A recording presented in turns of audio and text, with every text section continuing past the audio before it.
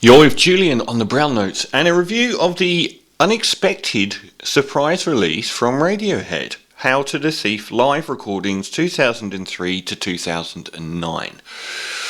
These are very interesting times for Radiohead.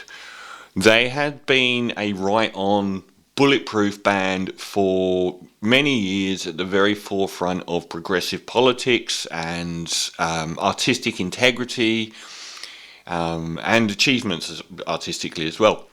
The last few years have seen a lot of that shine rub off, and it's to do with Israel. So they played Tel Aviv before this wave of current fast motion genocide in the Gaza Strip, which drew a lot of condemnation from me. I actually didn't play them on my radio show for a couple of years, which is performative, I guess. It doesn't really achieve much. I love Radiohead. And I also have, a lot of music and art that I like has been made by really, really bad people. So it's, I think, up to you whether you want to participate in that. It wasn't that they played Tel Aviv as much as the response. Both them and Nick Cave played Tel Aviv around the same time and tried to justify it with the most mealy-mouthed, lack of understanding way that they could about how, that artists shouldn't be punished. They oppose Netanyahu, but not realizing how much of a politicized act in normalizing what Israel is doing in Gaza and the West Bank is to just even play there. It's not the same as other things. People kept saying, what if they play America? Does that mean they support the war in Iraq and Afghanistan? No one believes that they're supporting the Bush administration by playing in America. They do, however, believe that there is a part of them that is supporting the state of Israel by the virtue of so few major acts playing there and how politicized it is used by the regime as a determiner of the normalization of Israel, and by extension what they're doing. So I was really against all of that. But now, since the that spectre has stayed with them, Tom York played in Sydney this year, and it went global when a member of the audience shouted out something pro-Gaza at him in the crowd in his acoustic tour, and he left the stage. And then I think he came back. But he's released a longer thing about how he feels about the whole situation, as has the elephant in the room being Johnny Greenwood, their guitarist and musical genius, no doubt, who is married to an Israeli woman, but has also been making music with an Israeli artist who I believe had previously made either statements or music celebrating the IDF.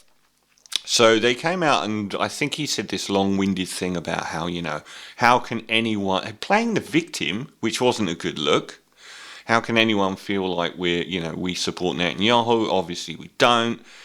But then he went into equivocation about both sides,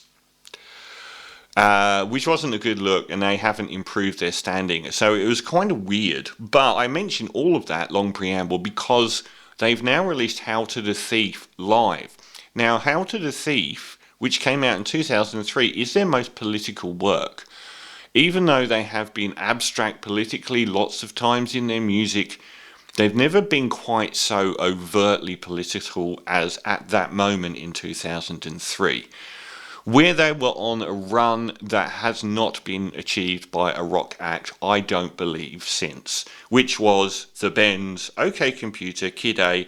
Amnesiac is my favourite Radiohead album.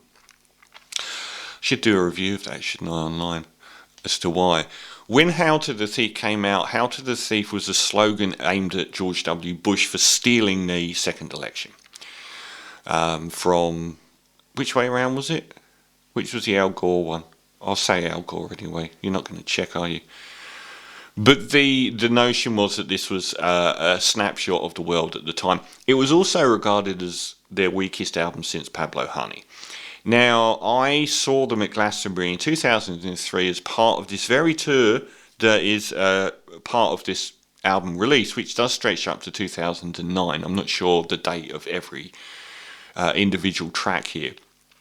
And it was the best, probably the best night of my life. I saw Arthur Lee of Love with the touring band Love from the 1960s, but mainly made up of newer musicians. But him play the entirety of Forever Changes, went to the main stage and saw the Flaming Lips on the back of Yoshimi and the Soft Bulletin, and then Radiohead, and it was just a magnificent night. And I do recognise the vibe from this album, so it's a nostalgia trip for me. Another element to it is the fact that the album itself was not cold enough. It was deemed to be bloated. There were a few too many drifty ballads on the album. And Tom York is currently adapting the Hail to the Thief era recordings for, I think, a production of Shakespeare, maybe even Hamlet, in a musical vein, something like that, and came across these live recordings and was blown away by the amount of energy in the live performances. I genuinely believe that this period is the best live period of Radiohead's career, and you can definitely hear that. So does it answer all of the questions that were the problems with Hail to the Thief? I always thought Hail to the Thief would have been served better as a series of EPs, with the songs that were relatable to each other put on those various EPs, because there were some quite drifty moments on that album. And this culls some of those tracks, though ironically not probably enough, but it leaves out some of the tracks so that it's not as bloated. The other thing is it's more energetic and it's more direct. So it kicks off with one of the two major explosions on the album. 2 + 2 = 5. The eruption at the halfway stage is arguably the greatest Radiohead moment of all time. It is absolutely magnificent, and one of two major eruptions on the two best tracks on this album.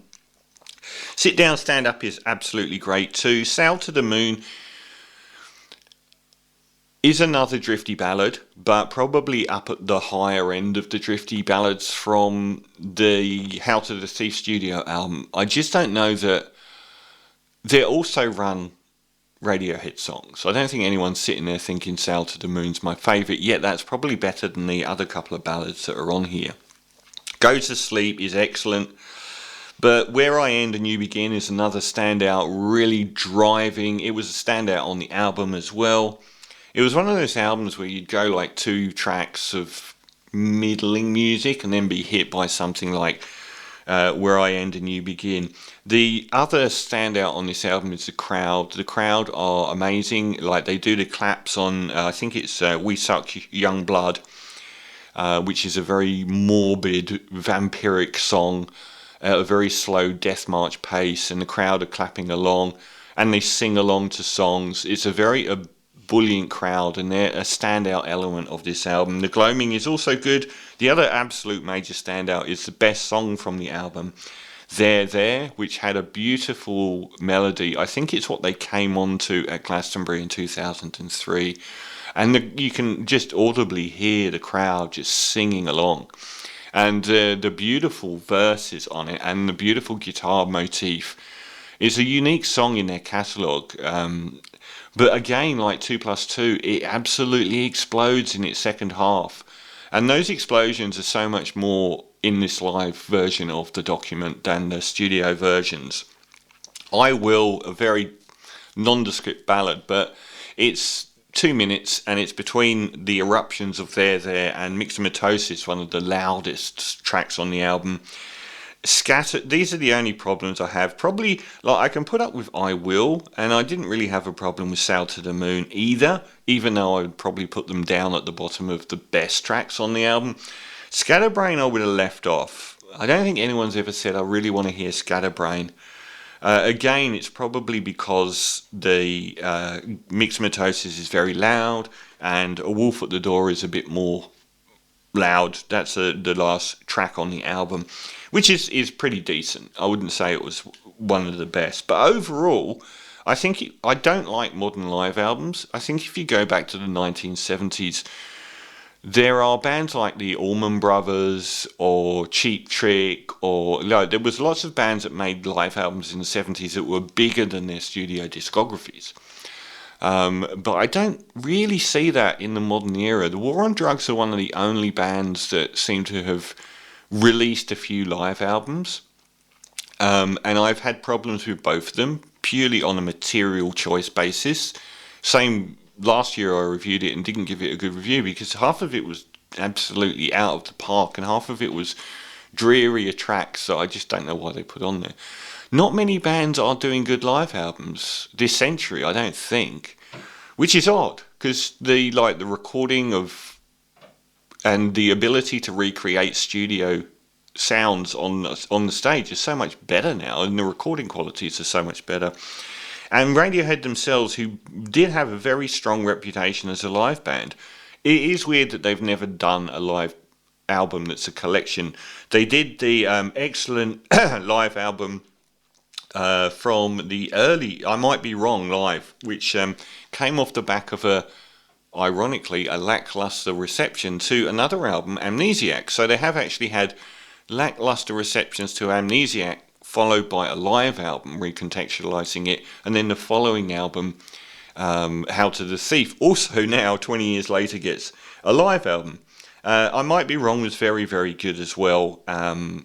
This one is hews more closely to the studio versions, but just with a lot more energy. So I thought this was a really good listen. I think I'd probably lean towards listening to it over listening to the studio version. So I'm going to give How to the Thief live a 8.5 out of 10.